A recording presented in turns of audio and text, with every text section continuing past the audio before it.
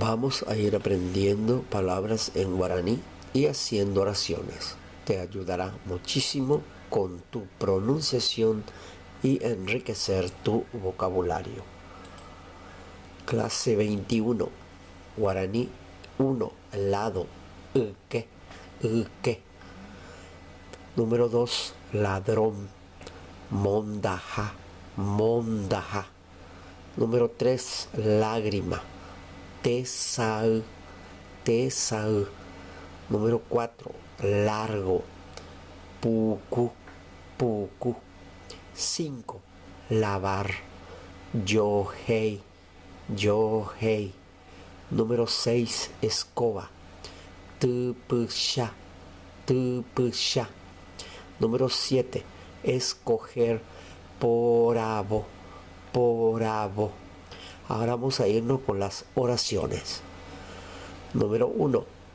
She añembo ha pti cuña ho a she ukere.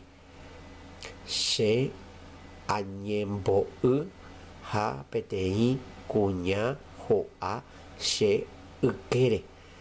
Yo estoy parado y una mujer se cae al lado de mí. Número 2. Petei mondaja oike sherogape.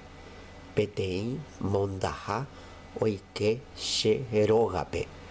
Un ladrón entró en mi casa. Número 3. Shesu hasu bobe ore roñoje heta tesau. Shesu hasu bobe ore roñoje heta tesau.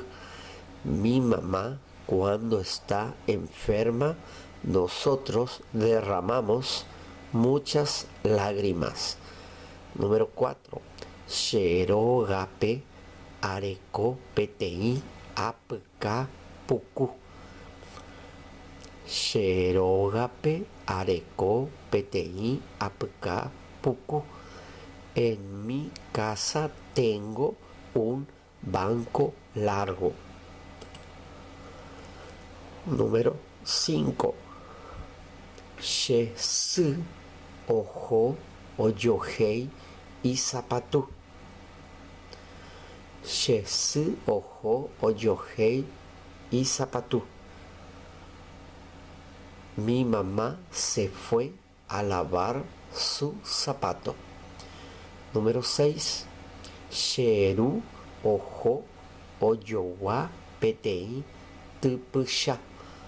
Sheru ojo oyowa petei tupusha.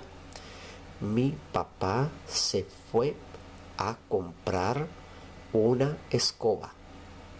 Número 7.